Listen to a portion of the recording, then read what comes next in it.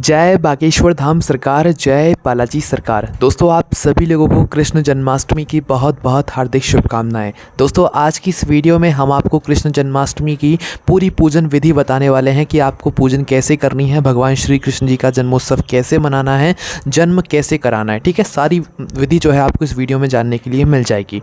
तो सबसे पहले हम आपको वो सामग्री बता देते हैं जो कि आप लोगों को कृष्ण जन्माष्टमी में जो है उपयोग में होने वाली है।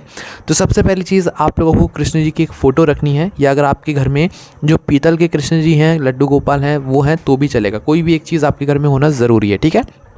उसके बाद में दोस्तों, जन्माष्टमी के दिन कन्हैया जी का जो पाठ आता है उसकी भी एक जो तस्वीर रहती है वो आप अपने पूजन स्थान पर ज़रूर लगाएं, है ना।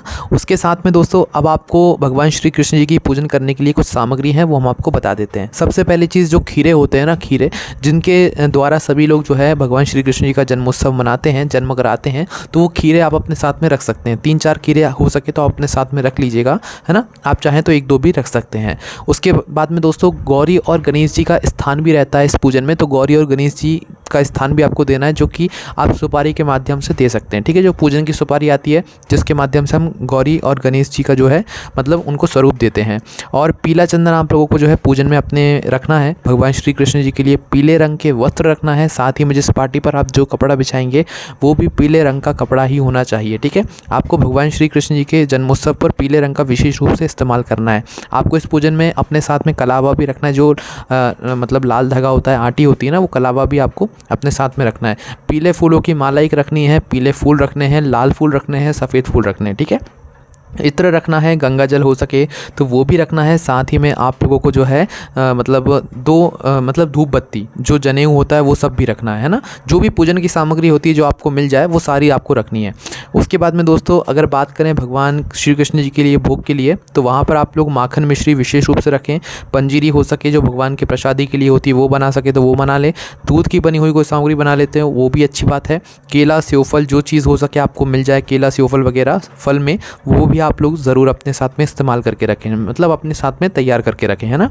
उसके बाद में दोस्तों, तुलसी जी की पत्ती आपके प्रयोग में ज़रूर होनी चाहिए। मतलब तुलसी जी की कुछ पत्तियां पहले से आप अपनी पूजन थाली में या पूजन के मतलब उस जगह पर रख कर तैयार करके रख ही लीजिएगा, क्योंकि जो भी चीज़ हम भगवान श्री कृष्ण जी को समर्पित करेंगे उसमें तुलसी जी होना ज़रूरी है ना।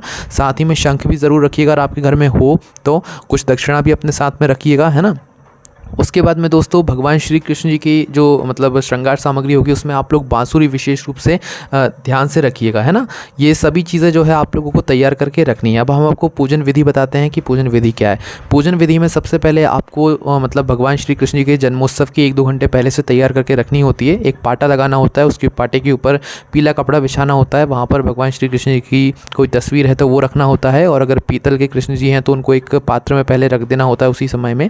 पर रात्रि को 12 बजे से पहले उनको खीरे के अंदर रख देना होता है, आधे घंटे पहले, क्योंकि उसी के अंदर से उनका जन्म होता है। ठीक है, तो उसके बाद में दोस्तों आपको 2 पात्र जल के रखने हैं, जिसमें से 1 लोटा जल होगा और एक अलग से छोटा सा कोई पात्र जिससे हम लोग जो है पूजन में उस जल को उपयोग करेंगे। ठीक है, तो एक बड़े से पात्र में मतलब एक लोटे में आप लोग जल भर लीजिएगा।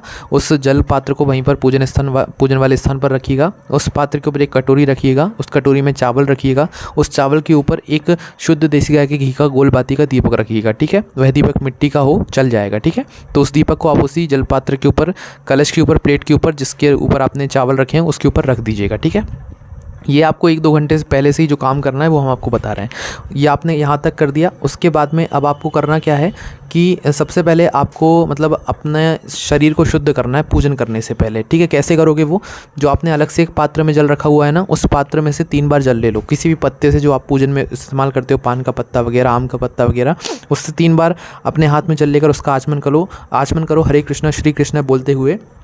ठीक है, उसके बाद थोड़ा से हाथ धो लो वहीं पर। हाथ धोने के बाद अब जो है आपको संकल्प लेना है। संकल्प लेने के लिए आप लोग क्या करेंगे, थोड़े से चावल, थोड़ी सी दक्षिणा, एक कोई सा भी फूल अपने हाथ में रखकर जो है इस व्रत का, इस पूजन का संकल्प लेकर उसे वहीं पर छोड़ देना है आपको, पूजन वाले स्थान पर पास में ही। उसके बाद में आपको अब क्या करना है कि जो आप पीला चंदन लेकर आए ना, इस पीले चंदन से आपको भगवान श्री कृष्ण जी का तिलक करना है। साथ ही में जो गौरी और गणेश हैं उनका भी तिलक करना है, उनकी भी पूजन करना है। जो आप कलावा लेकर आए उस कलावे के थोड़े थोड़े से 3 भाग कर लीजिए, छोटे छोटे से। एक कृष्ण जी को चढ़ा दीजिए और गौरी और गणेश जी को भी जो है आप लोग वहाँ पर कलावा चढ़ा दीजिए। ठीक है, उसके बाद में दोस्तों पीले फूलों की माला आप भगवान श्री कृष्ण जी की मतलब तस्वीर रखी हुई है तो वहाँ पर चढ़ा दीजिए। गणेश जी को भी पीले फूल चढ़ा दीजिए। गौरी जी को जो है आप लोग लाल फूल चढ़ाइएगा, ठीक है। इत्र जो आप लेकर आए हैं, धूप बत्ती जो लेकर आए हैं, वो आप भगवान श्री कृष्ण जी को और गणेश जी, गौरी जी को जो है समर्पित कर दीजिए। जनेऊ वगैरह जो आप लेकर आए हैं वो सारी चीज़ें समर्पित कर दीजिए, ठीक है। यहाँ पर ये काम हो गया। अब हम सीधी बात करते हैं उस समय की जब आप भगवान श्री कृष्ण जी का जन्म कराने जा रहे होंगे।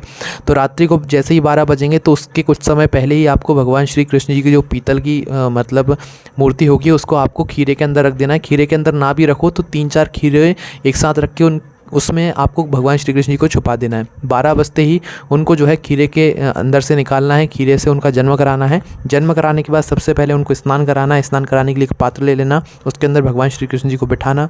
बिठाने के बाद आप उनका सबसे पहले पंचामृत से स्नान कराना। पंचामृत में दूध, दही, घी, शक्कर, शहद होता है। पंचामृत से स्नान कराने के बाद आप उनको जल से स्नान कराना। ये सभी चीज़ें आप बहुत आहिस्ता आहिस्ता आराम से कीजिएगा भगवान श्री कृष्ण जी के लिए, है ना। जल मतलब उन्हें फिर जल से स्नान करा दीजिएगा। जल से स्नान कराने के बाद आप लोग क्या करें, गंगा जल का भी इस्तेमाल कर सकते हैं।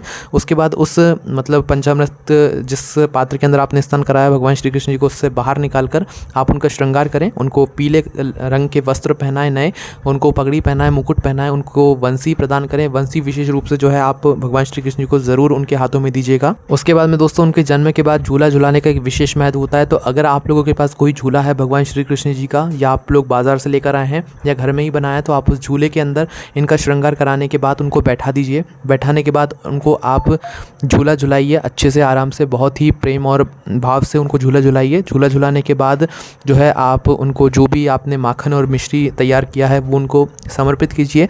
फल फूल जो भी आपने उनके लिए भोग बनाया है, 56 भोग बनाए हैं, तो भाई वो समर्पित कीजिए। जो भी आपके घर में बना हुआ है भगवान श्री कृष्ण जी के लिए भोग के लिए, वो आप उनको समर्पित कीजिए।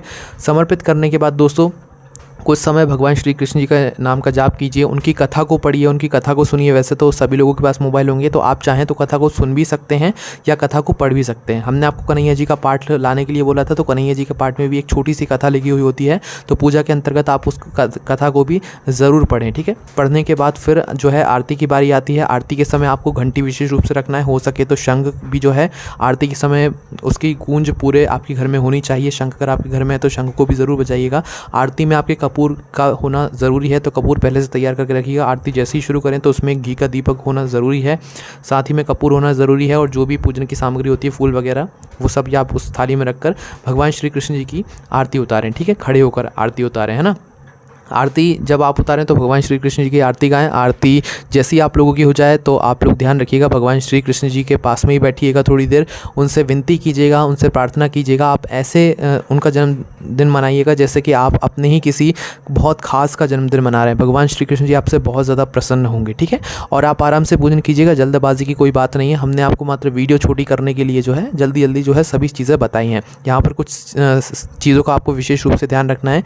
कृष्ण जन्माष्टमी के दिन आप लोगों को जो है तुलसी जी ज़रूर तोड़कर रख लेनी है। तुलसी जी और सुबह ही तोड़नी है, ठीक है। दोपहर तक भी तोड़ सकते हो, पर शाम के समय रात्रि में तुलसी को स्पर्श नहीं करना है, छूना नहीं है, ठीक है।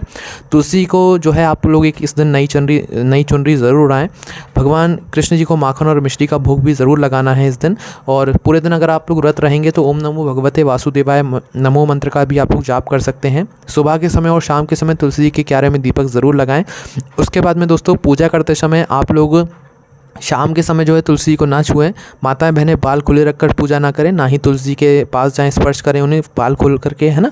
और तुलसी जी को जब आप तोड़ें तो अपने नाखूनों के सहारे से ना तोड़कर आप अपने मुलायम हाथों से उन्हें तोड़ने की कोशिश करें, ठीक है। तुलसी को नाखून से ना तोड़ें, आप अपने मुलायम हाथों की जो उंगलियां होंगी ना, मतलब जो उंगलियों की जो मुलायम आपकी त्वचा होगी उससे तोड़ें, है ना।